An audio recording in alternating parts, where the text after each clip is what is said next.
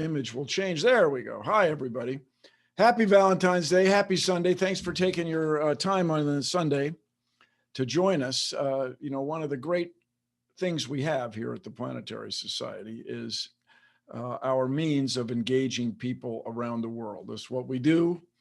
We innovate. We have a spacecraft flying right now. We advocate. Later today, I hope you'll stay tuned for one of the policy sessions. We go to U.S. Congress especially, but other space agencies around the world and get them to invest in planetary science and then planetary missions.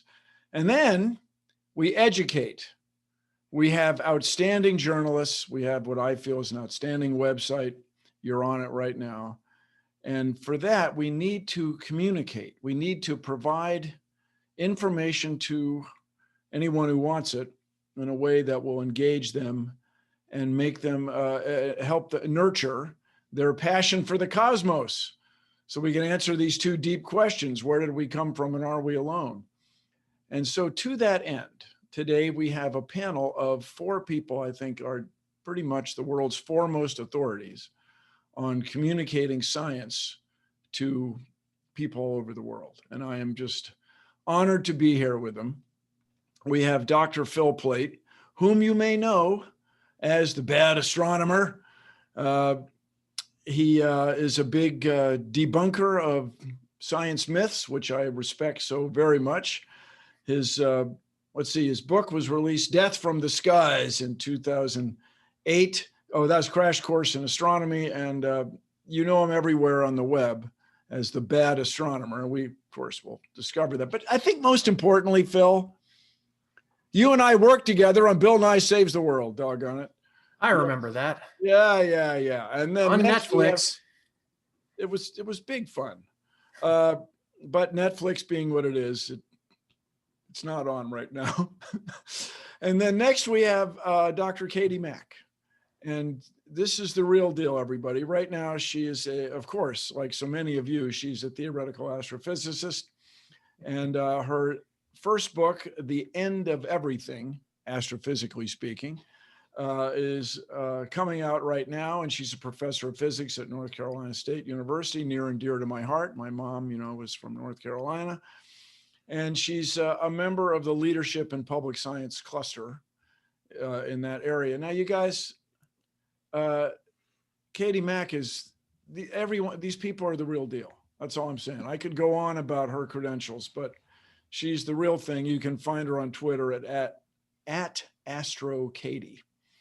Next, we have Akim Holushi. And Akim and I, some confession, go back, what was it? Outrageous Acts of Science. And you may know him as, for a long time, or for some time, he was the Space Science Education Manager at the Science Mission Directorate at the National Aeronautics and Space Administration at NASA here in the United States. And your book comes out, Akim, A Quantum Life. Yeah, June 15th. Yeah, June 15th. Yes. Yeah. Probably, I don't know, but I imagine they're 20 in a carton and they make great gifts. And that's right. They come out on June 15th. June 15th, that's just in time for the Northern Hemisphere summer solstice. So just, plan on that right there. Absolutely. And Akim, you're into quantum physics. Well, I'm into all of physics. I'm into nature. It's awesome, right? Yeah. And as we point out, the old saying, everything happens for a reason. And that reason. Yes, and that reason is usually physics. Yeah. Yes, which is sometimes equals random. Well, that's stochastic. So anyway, last but absolutely not least, people, talk about the real deal. Next is Dr. Derek Muller. He's the guy who came up with Veritasium. And he's got 8 million views, 8 million subscribers. He's got 1 billion views. He's from Australia. Let's see, you got your doctorate at Queen's University of Kingston, I think. Doctorate was University of Sydney. University of Sydney. Oh, yeah. Same thing. I've been University of Sydney. That was spectacular. I went down, I met you people that had professed you And you guys, if you don't know Derek, his videos are just really, they're amazing, man. They're Thanks, amazing. Gil. I'm following in your footsteps, doing my best. Well, I'm not joking, you guys. What you all are doing is doing what I tried to do, but in the modern medium. You know, I was on 4x3 television when there were maybe 4 channels, and one of them was PBS that not everybody watched because it had a loop antenna. But you guys are doing this in the modern world and modern technology, and I just really admire what you all do. And so today, or rather this week, we are celebrating Mars because we got 3 spacecraft. We have 2 there right now and 1 that's going to get there on Thursday. And everybody watching, I hope you come back and join us on Thursday. We're going to have a landing party, as we say, and it really will be another spectacular thing. You know, everybody we've spoken to the last day and a half, people who are working on that mission, or I think the modern expression is mission adjacent, they're all pretty confident that it's going to work. But you guys, you know, 1 line of code, 1 extra semicolon, and it's not going to work. So to be the 7 minutes of terror, we come in at 15,000 kilometers, 10,000 miles an hour, and you got to slow down to 0 in 7 minutes. Not so easy. So with that said, you all communicate science. And what I'd like to know, there's 2 things I want to know. First of all, how do you do it? I know how I did it, and you guys who watch television might have a sense of how I did it. But how do you do it? And the big thing I want to know from everybody is, why do you do it? Why do you do it? So Phil, let's start with you, man.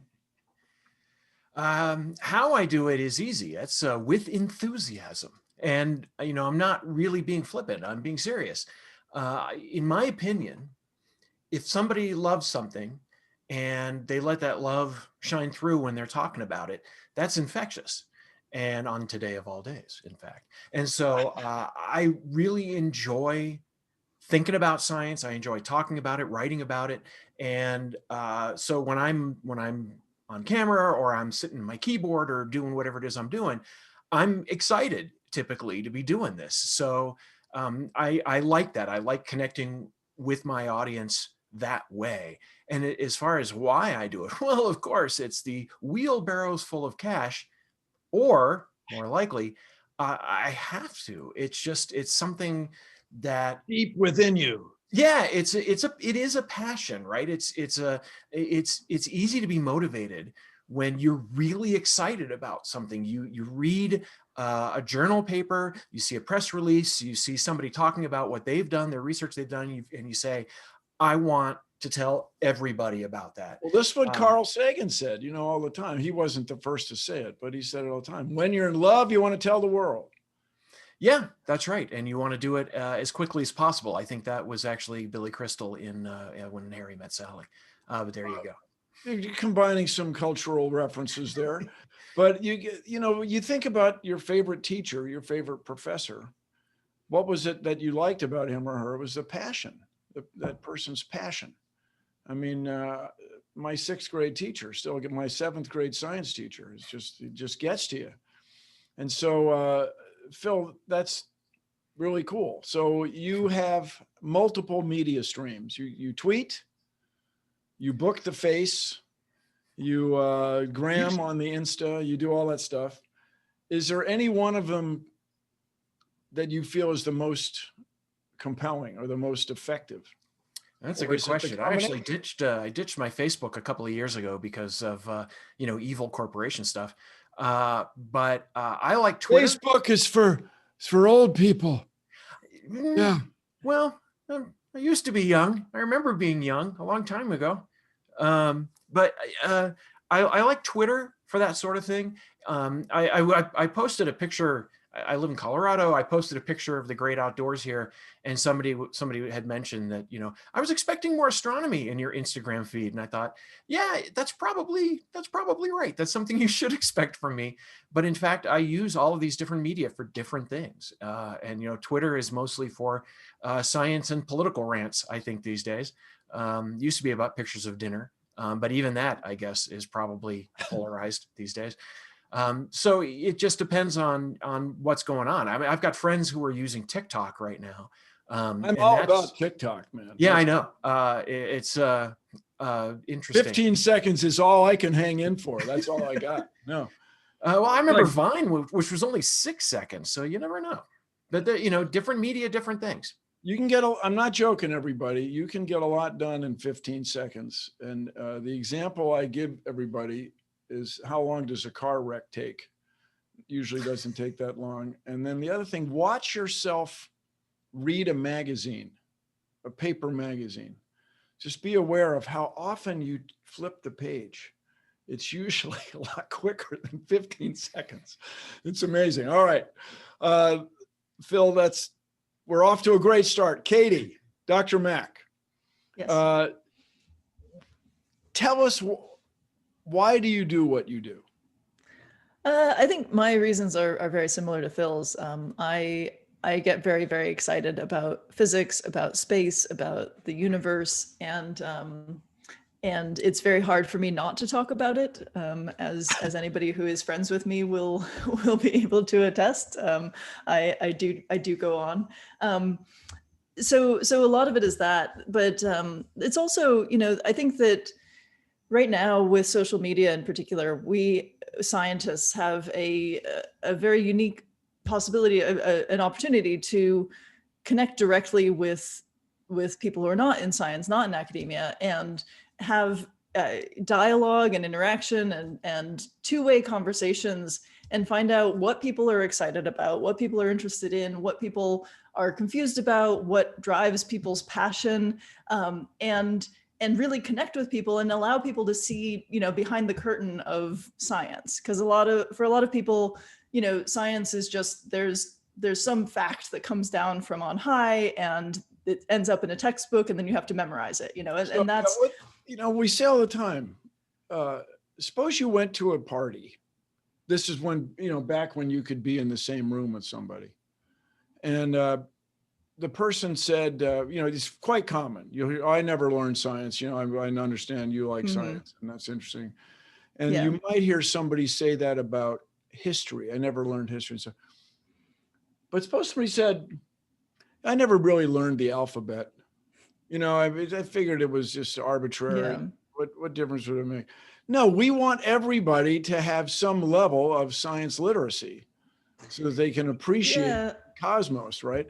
So what is it, you talk a lot about misconceptions. What is it that you're fighting right now?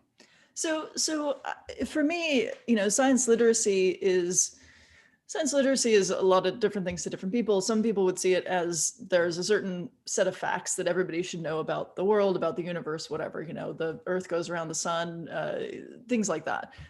Although there are people running around right now who don't know that. Yes. Like what? Yeah, no, it's true. I have failed. My God.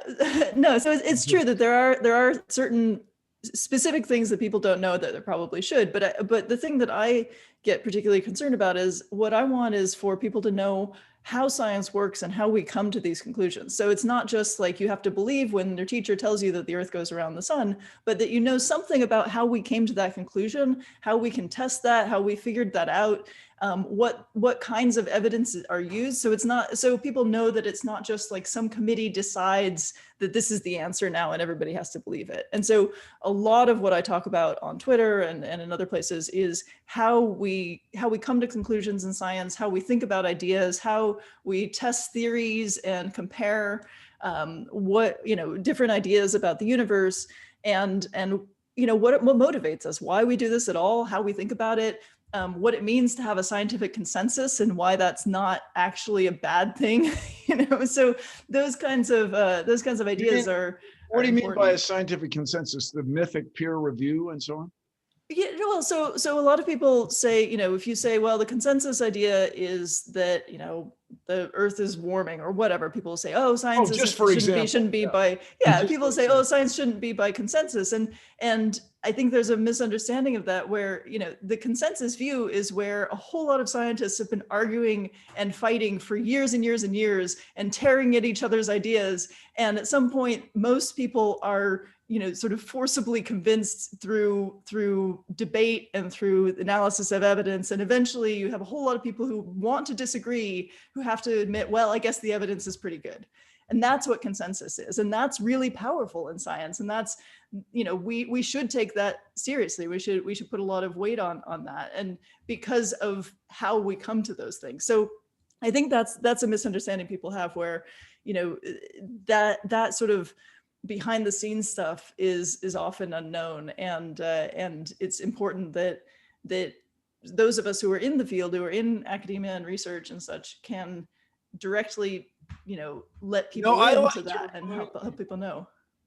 I like to remind people that in the US Constitution, which is available in paperback, Article 1, Section 8, Clause 8 refers to the progress of science and useful arts. The guys, say what you will about those people 240 years ago, but they realized the economic value of science. And that clause is, people argue about why it's there, but it's intellectual property and the economic value of it. So by promoting science, everybody, we feel as though we are promoting the well-being of everybody in the world. That's, sure, take it from us, but it's a consensus, right, Katie? It's not just one person declaring this thing. All right. I mean, yeah. Go ahead. You're going to say something? I mean, I think that the key thing that I'm trying to get across about consensus is more about how we use it within science, which is that it's not a decision by you know, a bunch of people. It's really just the best evidence we have, the best ideas we have, and it's always subject to new data. Well, the old saying, like evolution, the nature has the good designs, eat the bad ones. And so in science, the better ideas consume the not so good ideas. Yeah. Which is what drives the whole process. The trouble here, you guys, is we're preaching to the Mars enthusiast choir. But with that said, Akim, what is it you're into right now? How about this? Why'd you write your book? Great question. So all of it actually is related. And the first thing I want to say is I want to add to what Katie just said. You know, so one of the things I've been saying for many, many years is that I feel like people think that every few years there's this big meeting of all the world's scientists, and it's always the same topic, which is what's the big lie we're all going to agree on, right? The world is heating and, you know, such things, right? There's no. Oh, I see. Oh, yeah. Climate change is a conspiracy. Yeah. Or evolution isn't real, or the universe didn't start from a hot, dense state, you know.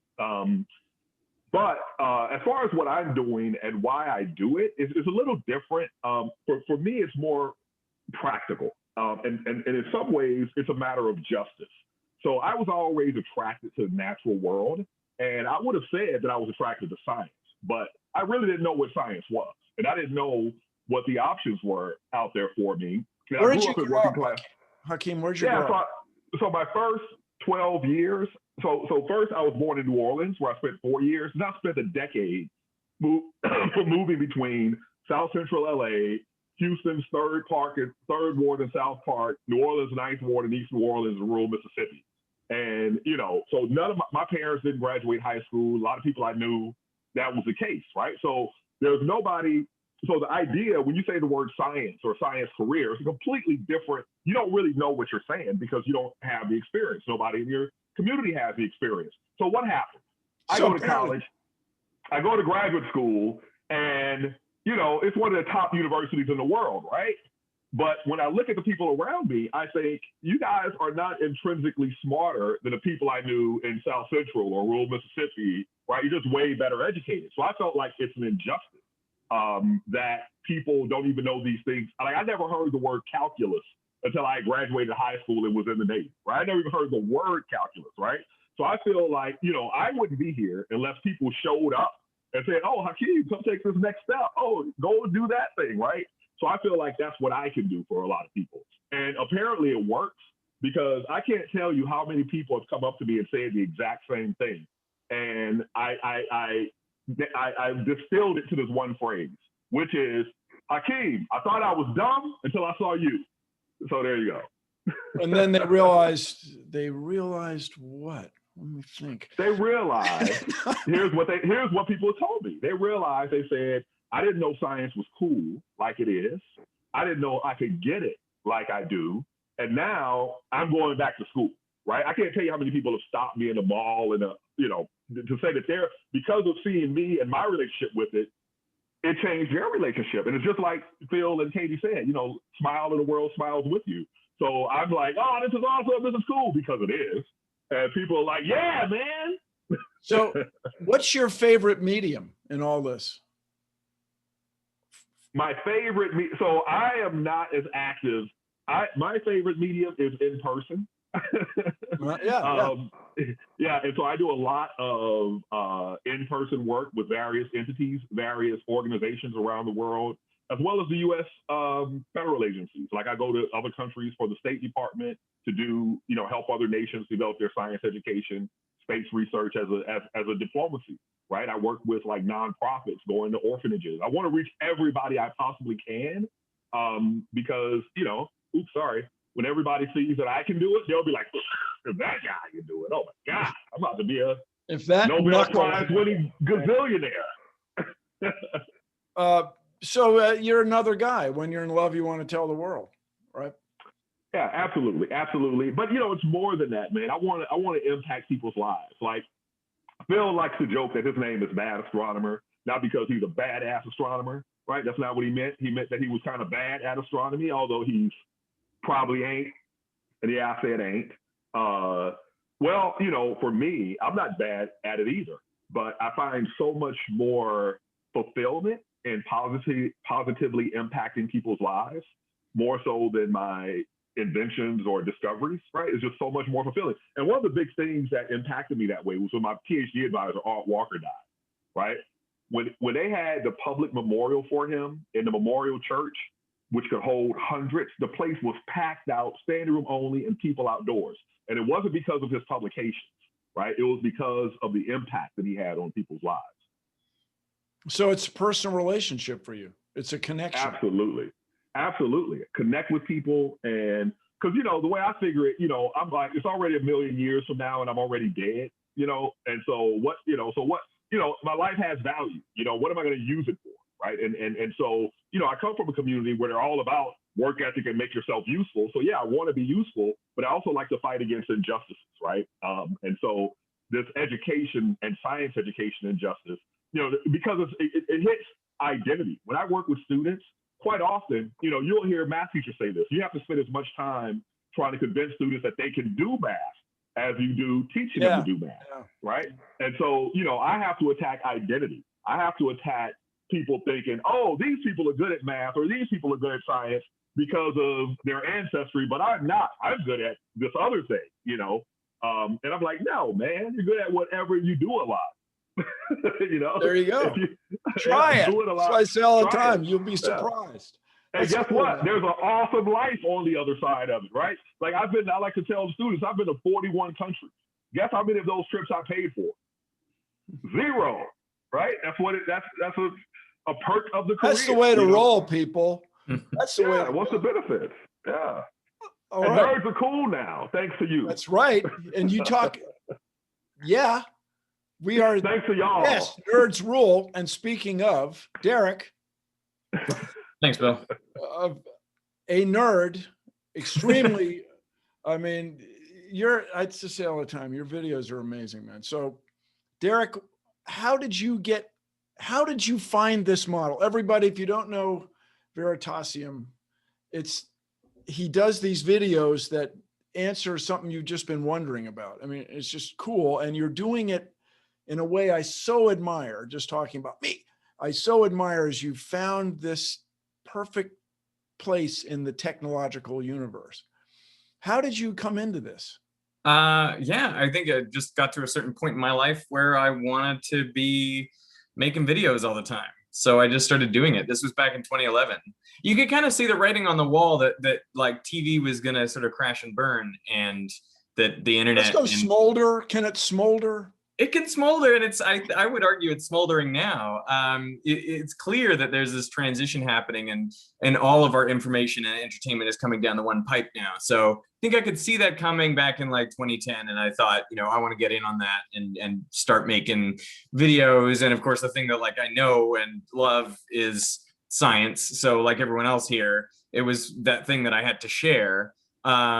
I love what Akim said about it being about these relationships and about interacting with people, connecting with people, and kind of changing lives, because ultimately that is my goal too. The medium that I love is video, and I feel like I would be trying to make videos even if they weren't about science. So I feel like that was just sort of some deep down thing inside me that like if I didn't study engineering and physics, that I would try to be an actor or a film director or something. So I want to be creating videos or films. That's what I want to do, but I happen to know about science, so I make stuff about what I know. So what came first? We've hung out together a little bit. Yeah.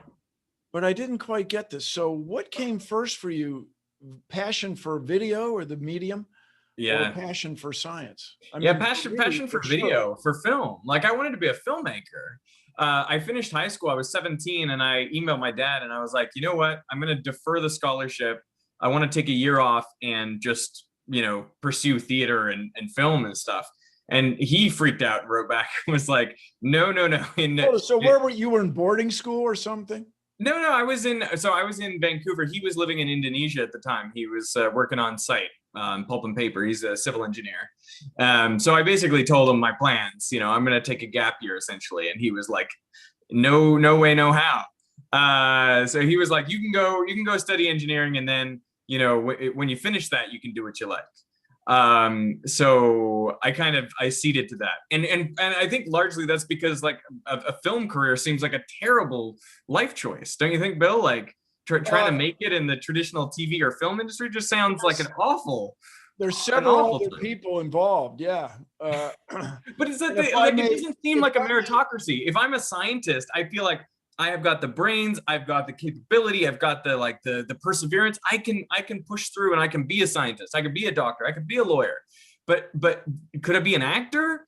I don't know. That seems like that requires some really, lucky break. And I didn't want to leave my life up to that.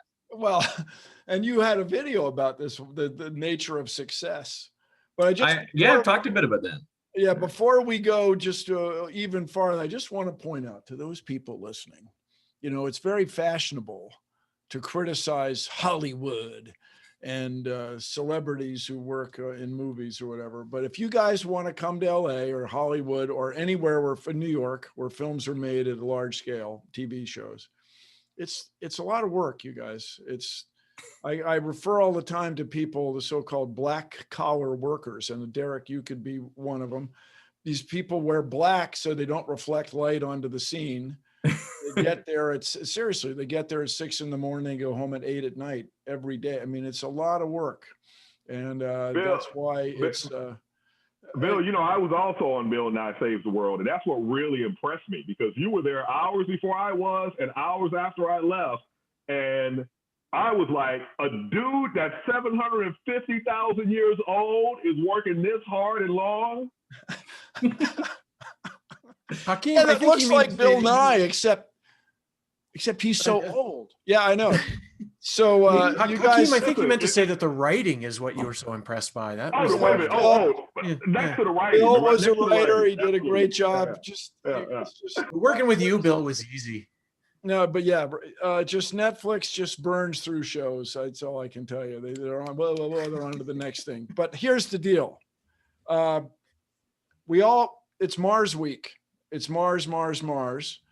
What do each of you want the world to know about Mars? And Derek, I feel like Derek, we'll start with you. What do you want the world to know about Mars, if anything? It's a good question. I mean, one of the things that gets me about Mars, and I don't know if I'm going to start with a downer, or maybe here's the thing, right? That I'm thinking about Mars. Like, if you go to Mars, that's it. Like, even if we could figure out how to get people on a return trip, I would say you're basically done. Because of that low gravity, because of the time in zero G, because of all your exposure to radiation.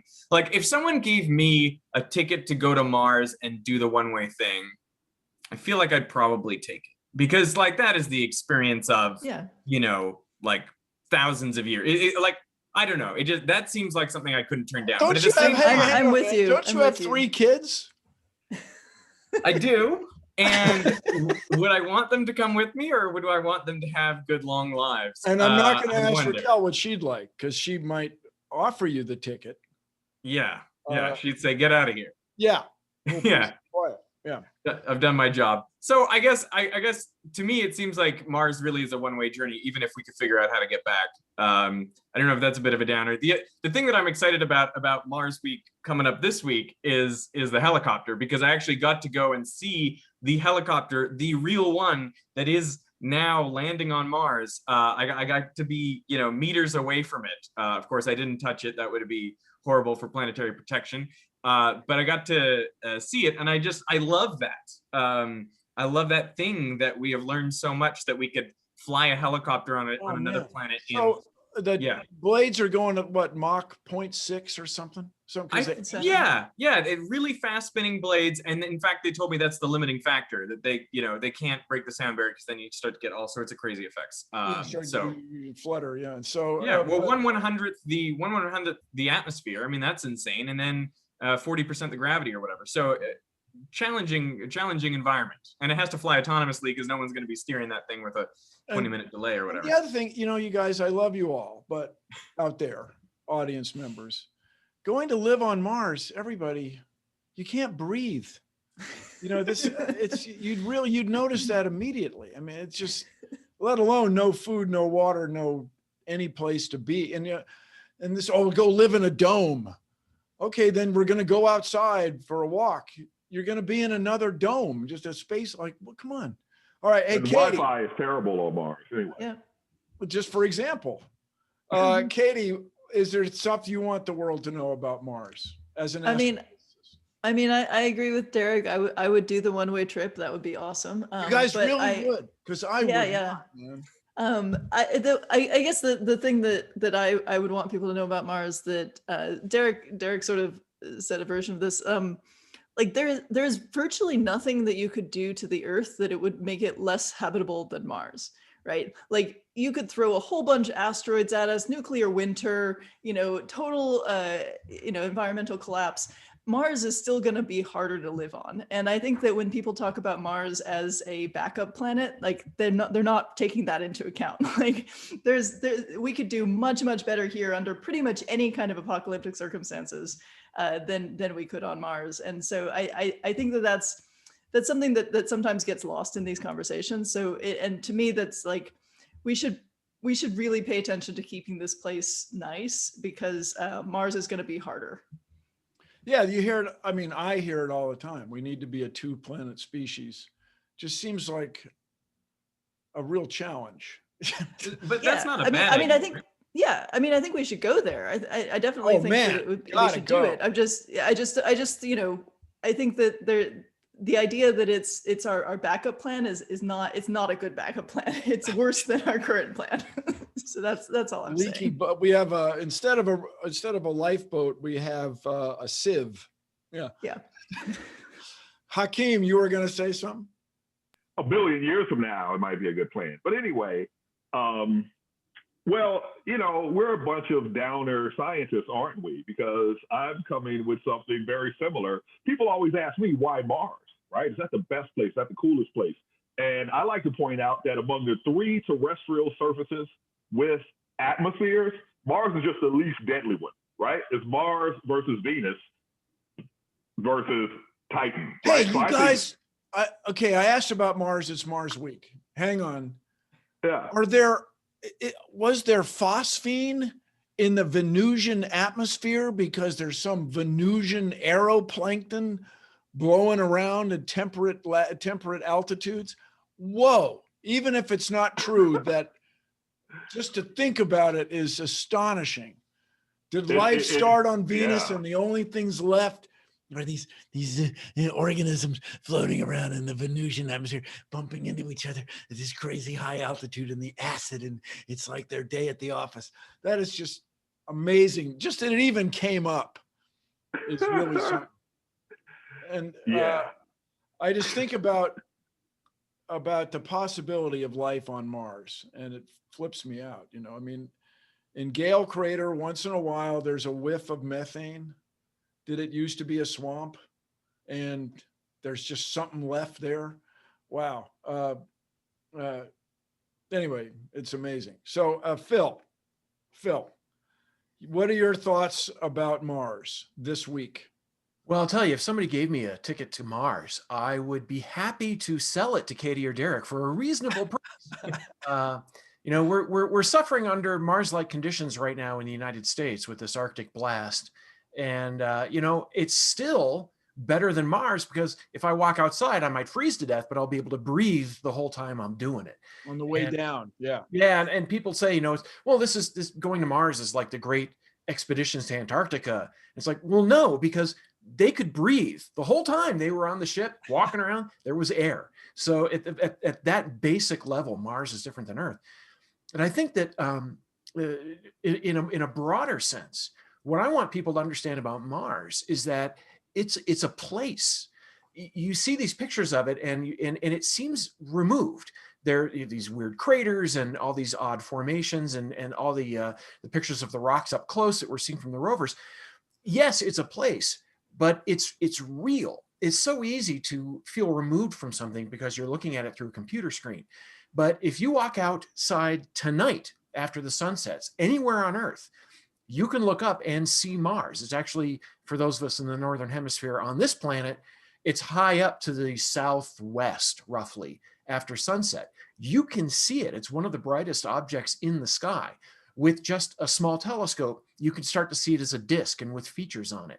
And that's one of the reasons I think that it kind of calls to us artistically, philosophically, is that you can see that it's a world even with your own eyes. And then when we send these robots there, when we send landers, orbiters, all these other things, those are our eyes, our brains that we're sending to this other place that exists so that we can explore it. I got to tell you guys, I'm of a certain age.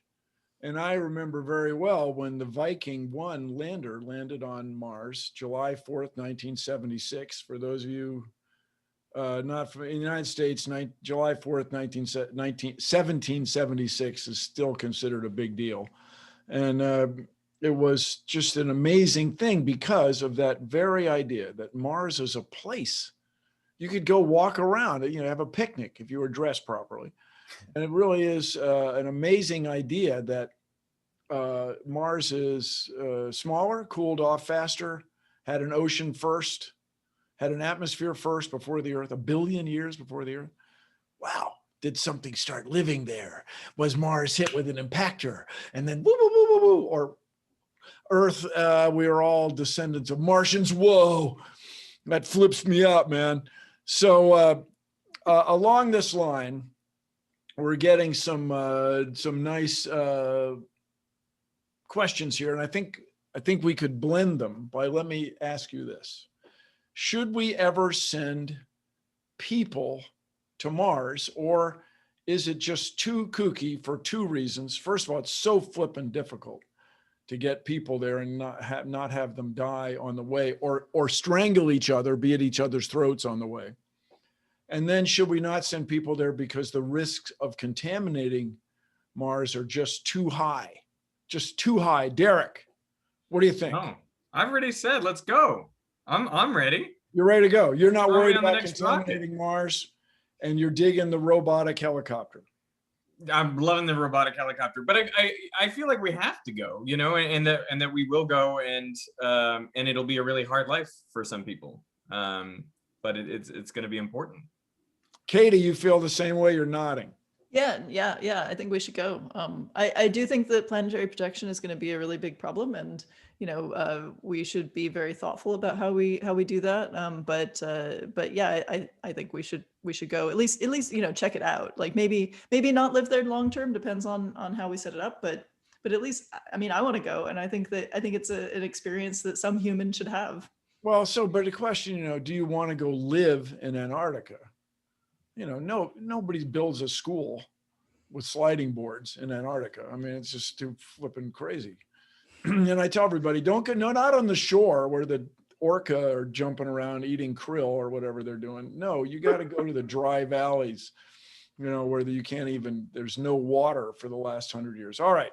So along this line, we're going to send robots to look for signs of water and life. You guys, you are all ready to go and have a look. How does we're going to have to wrap it up, but this is a very important question in finances, in the nature of exploration, in where you commit your resources. How does the moon fit in on our way to Mars? Stop at the moon or blow right past it? Hakeem. It really depends. If you can stop in orbit versus stop at the moon, the moon would make a great base to lower gravity. You don't have to worry about an atmosphere, which means also you're going to be heavily radiated. And let's go see what the resources are there, right? I say let's go everywhere and do everything. That's my general philosophy of life. Well, that's what we do at the Planetary Society. We want to explore to make discoveries. And, Bruce Murray, one of the founders, the guy, apparently, you guys, everybody watching, Bruce Murray, 1960s, a young guy, scientist in these meetings, and they're suggesting that they didn't need to put a camera on the Mariner spacecraft. That would just be a gimmick, a public relations thing. And apparently, but I've heard the story from a couple of different people at JPL. Really? Can you imagine a space program without pictures? I mean, who would care? Yeah. So anyway, Katie, did we stop at the moon or not? Lightning round. I think that's a tough question. I think it could be useful to put some habitats there and check things out. But there are pros and cons to each, and I won't get too deep into it. But I think Derek? it could be useful. Stopping at the moon or blowing Yeah. past? Absolutely, we're going to the moon. I mean, do Everything we all need at to once. stop there to get to Mars? Well, do we need to stop there? I mean, my wife loves it as a potential base, and I think it's a good outpost. It's not that far away, so you can at least set up your domes and figure out. Some disclosure: your wife's getting her PhD in planetary science, right? Yeah. She is indeed, yeah. Some She loves the disclosure. moon. She does it. She thinks we should be there, and then Mars. Phil? Well, I think why not both? I mean, the real answer to this is triple NASA's budget. Let them contract out with private space companies, and let's do everything. Why choose the moon and Mars? And you go to the moon, you're going to learn a lot about getting to Mars, how to build a habitat in a hostile, radiation saturated, thermally fluctuating place all the time. So, it makes sense to me You guys, to do both. just how cool is this? That we can even have this discussion with a bunch of space nerds. Come on, man. It's a blast. So I'll just tell you, politically, you almost certainly have to go to the moon just to keep the momentum, the so-called cadence of rocket flights. Yes, there's SpaceX just wants to go, and that's understandable. But when you're using government resources, you almost certainly have to stop at the moon just to engage people, let alone the technical aspects of it and so on. And you guys, I'm so old. I remember when people walked on the moon, and there's Buzz Aldrin autographed a poster for me a long time ago. Oh, and there's the light sail too. You guys, this is great. 10:40 Pacific time. We got to press on. Katie's got another meeting, but I just thank you all so much for taking the time and engaging us. We hope you all will consider coming back Thursday when we land on Mars with the Perseverance rover. Derek, you'll be there. I'll be here. You'll be here, but there. And it really will be another 7 minutes of terror. And the first images are going to be spectacular. And we're going to make discoveries that no one thought of. And by the way, there'll be 2 microphones on this mission. And the Planetary Society has been advocating for microphones for, well over 20 years. And there is one on Mars. The Mars Polar Lander has a microphone, but it smashed into the surface. So It's not as useful as it might be. Hmm. But in other words, with your support out there, everybody of the Planetary Society, we do advocate for space exploration. We educate people around the world about planetary science, and we invest in new technologies that nudge space science and space exploration into the future. So thank you all. Thank our panelists, Phil, Derek, Katie, and Akim, for taking the time. We'll see you in the next session, and let's change the worlds. Thank you all. Thank you. Thanks, everybody. Thanks. Bye. Bye.